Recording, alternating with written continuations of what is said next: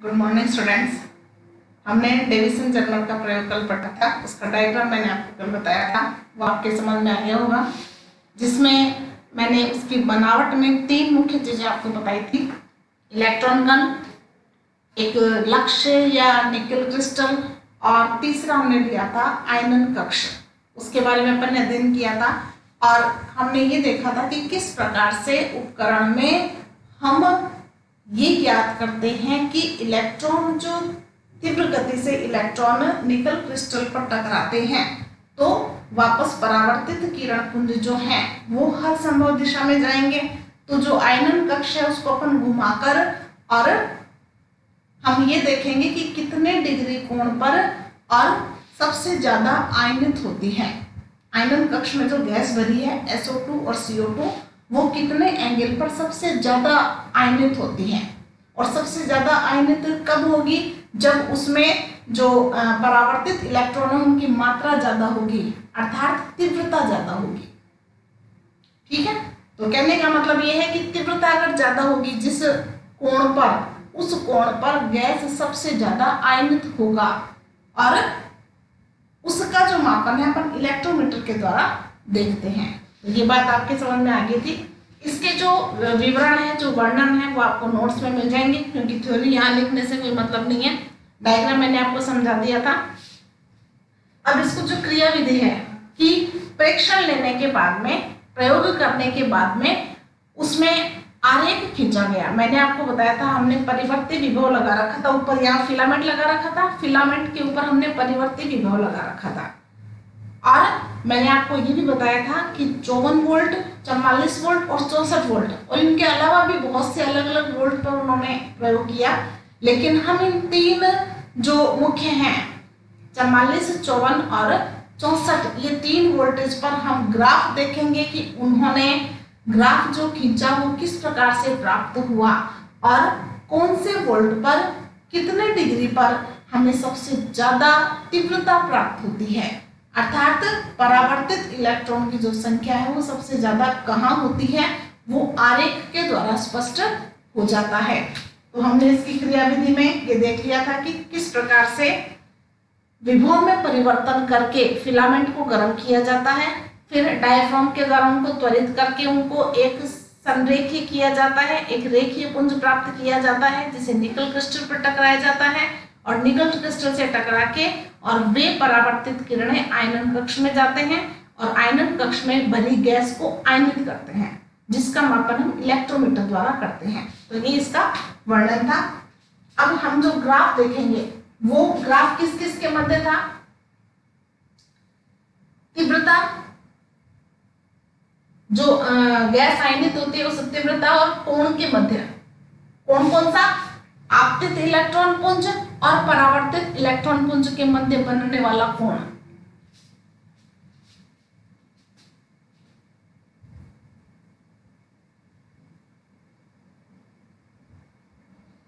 Deviation व German नामक वैज्ञानिकों ने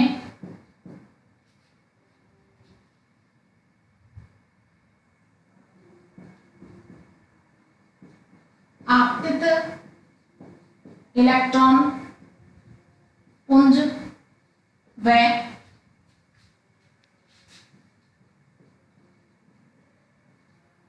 परावर्तित इलेक्ट्रॉन पुंज के मध्य बनने वाले कोण थीटा तथा तीव्रता के मध्य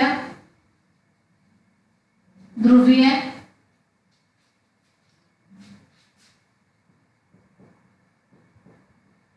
आलेख भिन्न भिन्न वोल्ट पर खींचा। अब वो आरेख किस प्रकार से प्राप्त होते हैं हमें देखिए।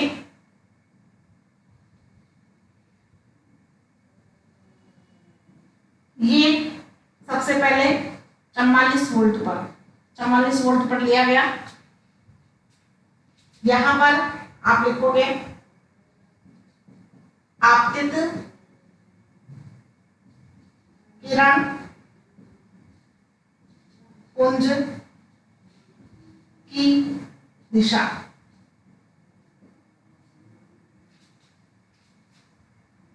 ये जो ग्राफ खींचा गया वो हमें इस प्रकार से प्राप्त हुआ देखिए।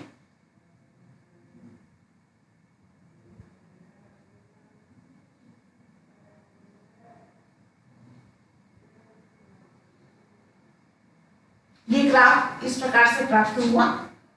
यहां पर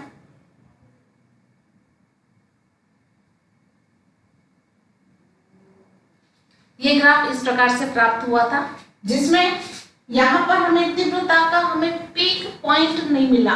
पीक पॉइंट का मतलब ये है कि किसी एक निश्चित डिग्री पर तीव्रता का मान एकदम अधिक हो जाना, वो हमें यहाँ पर जो हमें शीर्ष बिंदु है वो हमें प्राप्त नहीं हुआ था। उसके बाद उन्होंने 54 वोल्ट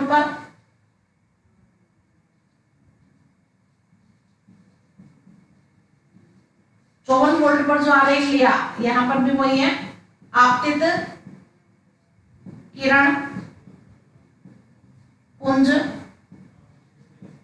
की दिशा। इसमें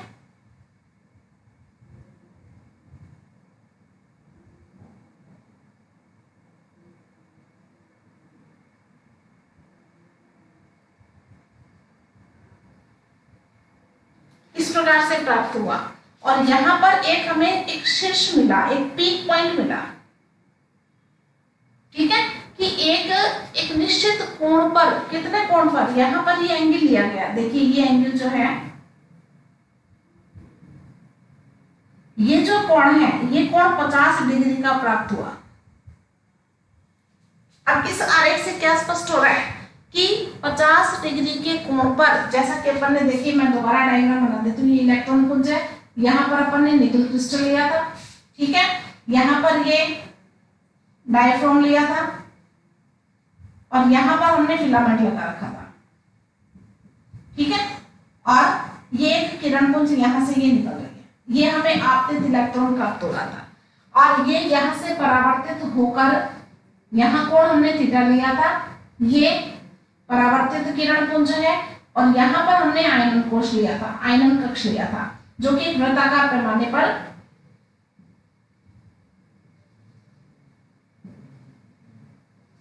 ये वृत्ताकार पैमाने पर घूम सकता है।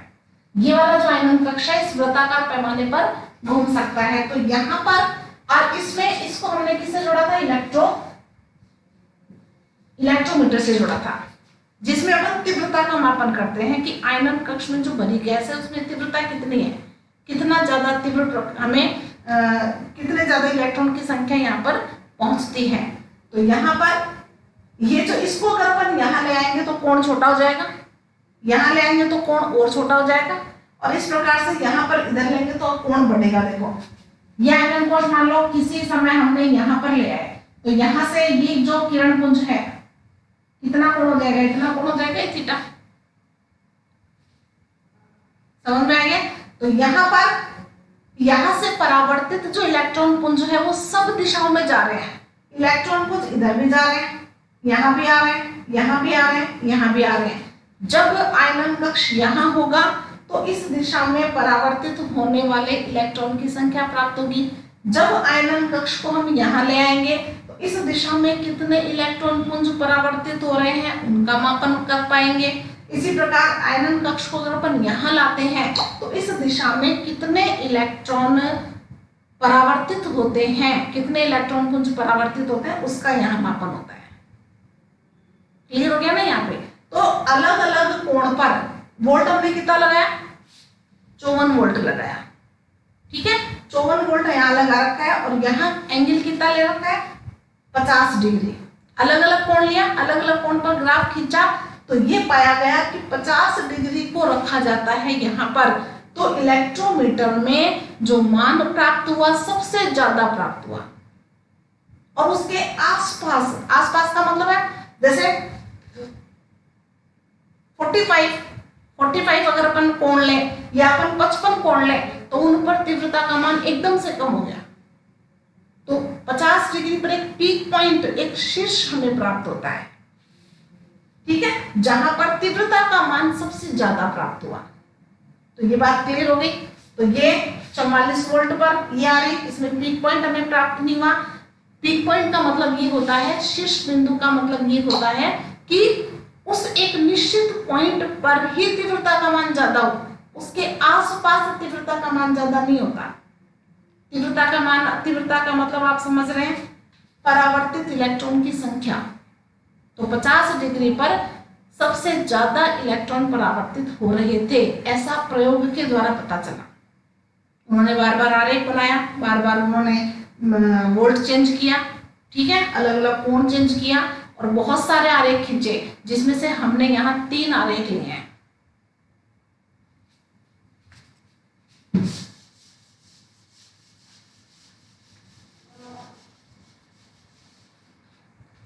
तो ये 54 वोल्ट से कम, जहां पर उन्हीं कोणों पर हमने मान लिया, और ये हमने 64 वोल्ट का लिया जो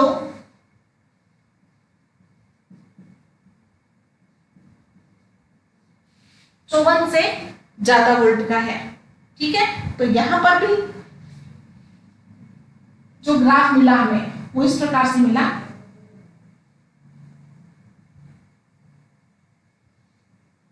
इस प्रकार से प्राप्त हुआ। तो ये भी देखिए, यहां पर ये जो शेष हमें प्राप्त हो रहा है, ये पूरा राउंड में ऐसे, पूरा राउंड में होने का मतलब एक पीक पॉइंट हमें प्राप्त नहीं हुआ। पीक पॉइंट का मतलब है कि ये जो चौड़ाई है ये कम प्राप्त नहीं हुई, ठीक है ना। तीखापन, शीर्ष का मतलब होता है तीखापन। तो ये जो शीर्ष है वो हमें यहाँ पर 54 वोल्ट पर 50 डिग्री पर ही प्राप्त होगा।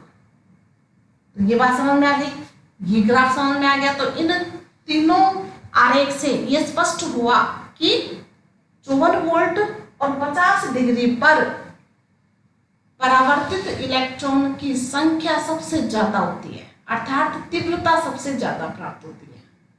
तो ये बात क्लियर हो गई। अब निकल जो क्रिस्टल है, निकल क्रिस्टल यहां पर देखते हैं अपन, ये निकल क्रिस्टल में अणुओं के बीच की दूरी ले ले,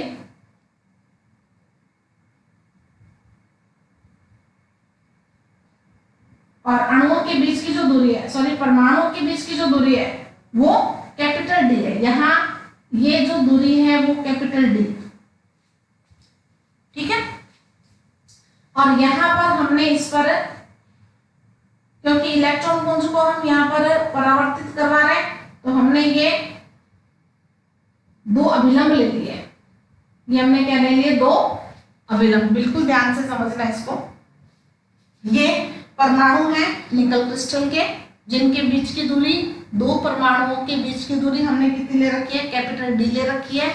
जो दूरी मैंने आपको कल बताई थी, कितनी, 2.15 एंगस्ट्रॉम।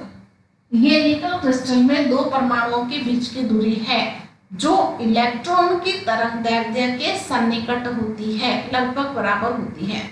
क्योंकि विवर्तन की शर्त है कि विवर्तन तभी संभव है जब तरंगदैर्घ्य उसकी कोटि का होना चाहिए। कोटि का मतलब उसकी रेंज का होना चाहिए, तभी विवर्तन होता है। ये अपन पिछले लेसन में पढ़ेंगे, ये बात भी मैंने आपको बताई थी। तो यहाँ पर ये 2 हमने विलंब ले लिए, क्योंकि हमें परावर्तन पढ़ना है ना, तो परावर्तन में विलंब जरूरी है। अब आपतित किरण पुंज और परावर्तित किरण पुंज, 2 हमें किरण पुंज लेने हैं। तो यहाँ पर हम ये मानते हैं कि एक इलेक्ट्रॉन पुंज तो मान लो यहाँ पर आपतित हो रहा है, दूसरा इलेक्ट्रॉन पुंज यहाँ पर आपतित हो रहा है। तो यहाँ पर ये इलेक्ट्रॉन पुंज,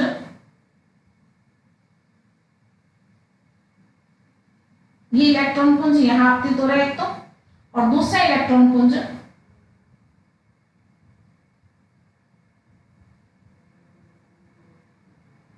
यहाँ आपतित हो रहा है।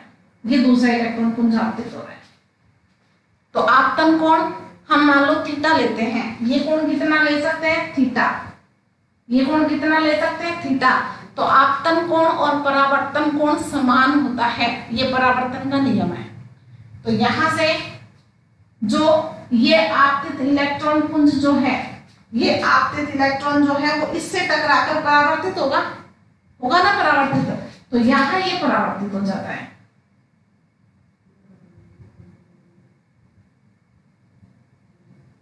ये परावर्तित हो गया, ठीक है। दूसरा इलेक्ट्रॉन जो यहां से ये आ रहा है, ये भी परावर्तित होगा, ये भी इधर परावर्तित हो गया। ये परावर्तित इलेक्ट्रॉन पुंज है, ये आपतित इलेक्ट्रॉन पुंज है, आपतित है और ये परावर्तित। अब इन दोनों अणुओं के बीच की दूरी कितनी है, इन दोनों अणुओं के बीच की दूरी कितनी है, d। इन दोनों को अपन मिला देते हैं, हमने मिला दिया। ये कोण थीटा है, तो ये वाला कोण भी कितना है, थीटा है। आपतन कोण और परावर्तन कोण समान होते हैं। ये अगर 60 डिग्री का है तो ये भी 60 डिग्री का ही होगा, ये बात भी क्लियर होगी। अब हम क्या करते हैं, यहां से इस बिंदु से इस पर अपन लंब डालते हैं। हमने यहां से इस पर लंब डाला, दिख रहा होगा सबको, ये लंब डाला। मैं लंब को थोड़ा सा डार्क कर दूं, ये हमने लंब डाला। यहां ये कितने डिग्री का कोण है, 90 डिग्री का, ये कोण 90 डिग्री का है। अब ये कोण अगर थीटा है, थोड़ा सा मैं यहां बड़ा बना देती हूं, ये और यहां से हमने लंब डाला ऐसे, ये कोण 90 डिग्री का। यहां आप क्लियर देख सकते हो इसको, ये कोण थीटा है, ये परावर्तित है, यहां से आपतित हो रही है। यहां आप क्लियर देख लो, ये भी थीटा है और ये डी है, ये डी दूरी है, दोनों अणुओं के बीच की दूरी, दोनों परमाणुओं के बीच की दूरी। और यहां ये थीटा है, तो ये वाला कोण थीटा होगा। पता चल गया कैसे हुआ। अभिलंब जो है वो इस पर, ये 90 डिग्री का कोण है, ये 90 में से ये अगर थीटा है तो ये थीटा माइनस 90 माइनस थीटा हुआ। ये वाला जो कोण है ये 90 माइनस थीटा और ये 90 डिग्री है, तो ये कितना हुआ, थीटा हुआ ना। सिंपल सी बात है, ये 10th क्लास की बात है।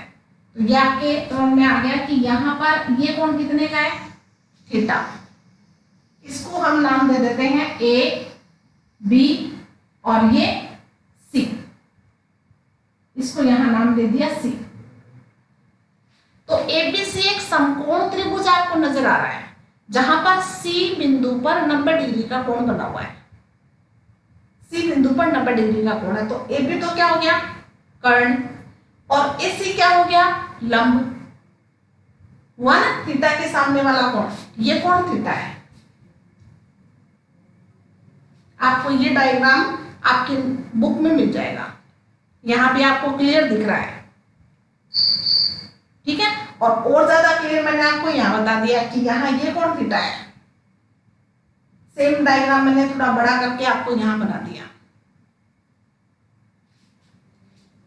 तो इसमें आपको साइन थीटा से आपको एसी निकालना है। एसी का मतलब आपको लंब निकालना है, क्योंकि ब्रेग नामक वैज्ञानिक हुए थे, उन्होंने विवर्तन के लिए, जो कि अपन पिछले चैप्टर में पढ़ेंगे, विवर्तन के लिए उन्होंने ब्रेग समीकरण दिया था, ब्रेग नामक वैज्ञानिक ने, और लैम्डा ज्ञात करने के लिए दिया था, जिसमें ये जो दूरी है वो लंब है और ये क्या होगी, साइन थीटा के रूप में आप निकाल सकते हो। तो ये एसी बराबर हो जाएगा डी साइन थीटा। तो यहां से आप एसी बराबर निकाल सकते हो डी साइन थीटा।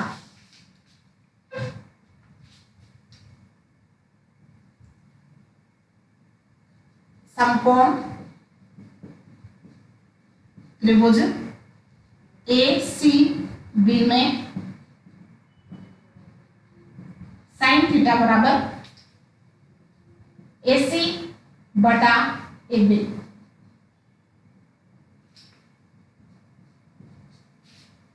यहां से आप AC निकाल लोगे, AC बराबर आ जाएगा AB sin थीटा, ठीक है। और इसका जो मान है वो हो जाएगा कैपिटल D sin थीटा। तो AC बराबर, अर्थात ये जो दूरी है ये किसके बराबर होगी, D sin थीटा के बराबर।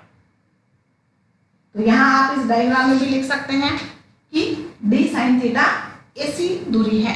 अब ये दूरी किसके बराबर होगी, यहां से परावर्तित जो किरण पुंज है, इलेक्ट्रॉन का जो पुंज है वो यहां से परावर्तित होकर जा रहा है, तो एक तरंग के रूप में जा रहा है। तो तरंग के रूप में जा रहा है तो एक तरंग दैर्ध्य प्राप्त होगी, ठीक है। यहां से यहां तक मान लो ये एक तरंग दैर्ध्य है, यहां से यहां तक, यहाँ पर 2 तरंग दैर्ध्य बन जाती है, यहाँ 3 तरंग दैर्ध्य बन जाती है। तो यहां से यहां तक जो विवर्तन की कोटि है, यहाँ पर विवर्तन की कोटि को अपन स्मॉल n लेते हैं। तो ब्रेग नामक वैज्ञानिक ने यहाँ पर एक समीकरण दिया, वो समीकरण लैम्डा के रूप में दिया था, ठीक है। और उन्होंने ये बताया कि ये जो दूरी है वो किसके बराबर होती है। तो यहां पर अगर अपन ये लें कि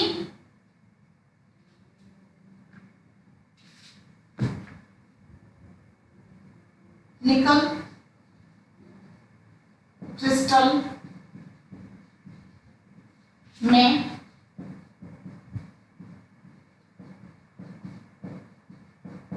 परमाणुओं के मध्य दूरी कैपिटल D, इलेक्ट्रॉन की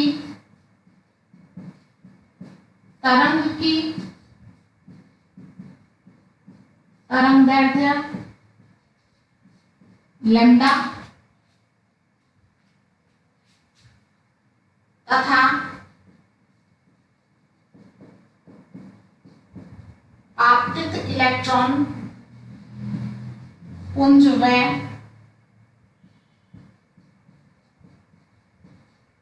परावर्तित इलेक्ट्रॉन पुंज के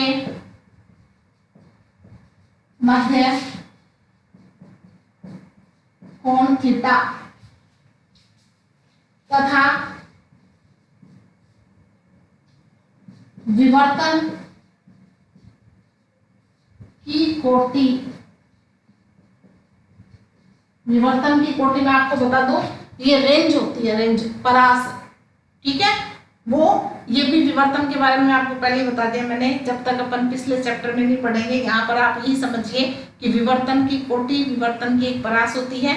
यहाँ पर अपन उसकी संख्या n ले रहे हैं और यहाँ n का मान 1 है, मतलब एक तरंग दैर्ध्य आ रही है। यहाँ पर तरंग दैर्ध्य का मान कितना है, एक वेव बन रही है। तरंग दैर्ध्य के बारे में आप जानते हैं कि तरंग दैर्ध्य अपन किसे कहते हैं। तो तरंग दैर्ध्य की कोटि n हो तो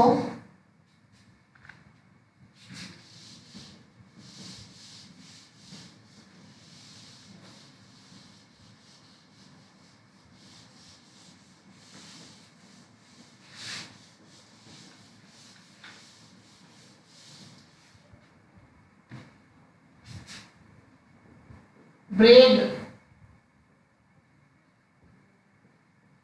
समीकरण से, ब्रेग नामक वैज्ञानिक ने विवर्तन के लिए एक समीकरण दिया था। वो समीकरण क्या था, D sin थीटा, मतलब ये जो दूरी है, ये जो दूरी है वो n लैम्डा के बराबर है।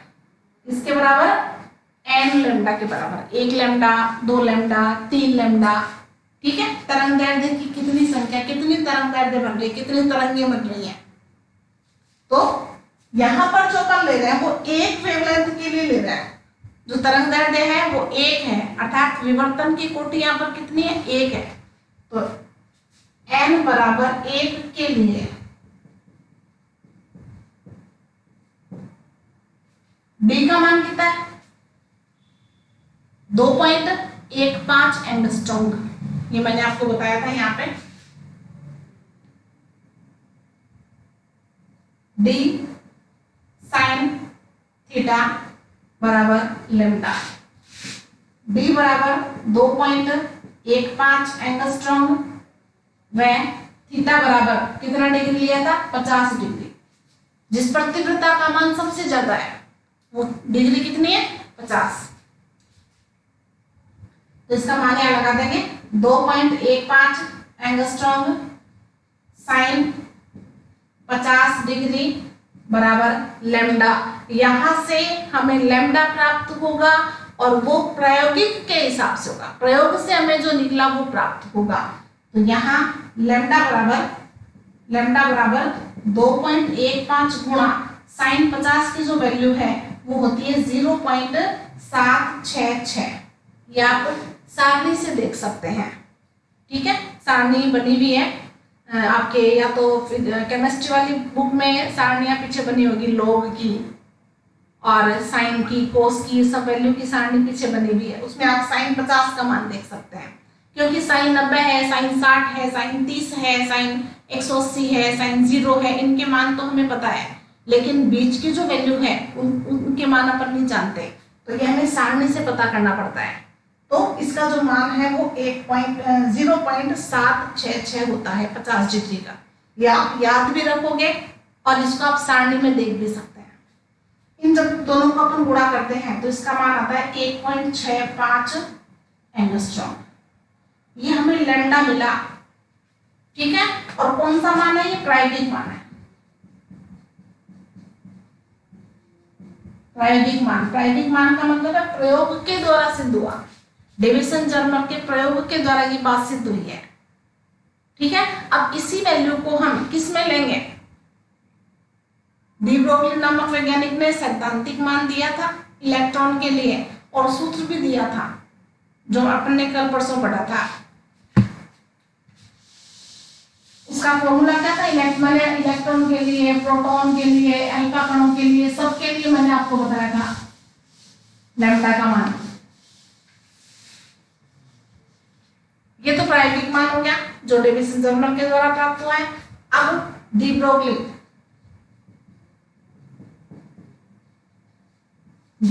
की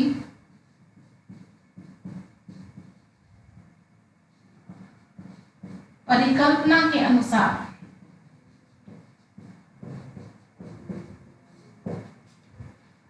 इलेक्ट्रॉन की तरंगदैर्ध्य लैम्डा ई बराबर अपन ने पढ़ा था 12.27 बटे √v एंगस्ट्रॉम, आपको याद होगा। प्रोटॉन के लिए पढ़ा था, इलेक्ट्रॉन के लिए, अल्फा कणों के लिए, न्यूट्रॉन के लिए पढ़े थे ना। तो उसमें इलेक्ट्रॉन का जो है, क्योंकि इलेक्ट्रॉन के लिए पूरा ये हुआ है, तो हम इलेक्ट्रॉन वाला फॉर्मूला लेंगे। और यहाँ वोल्ट कितना लिया? ये जो 50 वोल्ट प्राप्त, 50 डिग्री जो प्राप्त हुआ वो कितने वोल्ट पर प्राप्त हुआ था? 54 वोल्ट पर प्राप्त हुआ। तो V का मान यहाँ पर अपन कितना लेंगे? 54 वोल्ट, क्योंकि ये जो तरंगदैर्ध्य अपन ने निकाली है ये कितने वोल्ट का मान है? ये 54 वोल्ट का मान है। तो यहाँ V का मान कितना है? V का मान है 54 वोल्ट। तो हमें जो मान प्राप्त होगा वो होगा लैम्डा ई बराबर 12.27 बटे √54 एंगस्ट्रॉम। इसको जब आप सोल्व करोगे, इसको सरल करोगे, तो इसका मान आपके आएगा 1.67 एंगस्ट्रॉम। ये इलेक्ट्रॉन के लिए तरंगदैर्ध्य, वो तरंगदैर्ध्य जो डी ब्रोगली नामक वैज्ञानिक ने सैद्धांतिक सूत्र के द्वारा दिया था, उसके द्वारा जो हमें प्राप्त हुआ वो ये है, और प्रयोग के द्वारा जो प्राप्त हुआ वो ये है। अब आप देखिए 1.65 और 1.67 ये लगभग सेम है, लगभग समान है कि नहीं है? तो यहाँ लैम्डा प्रायोगिक लगभग बराबर है लैम्डा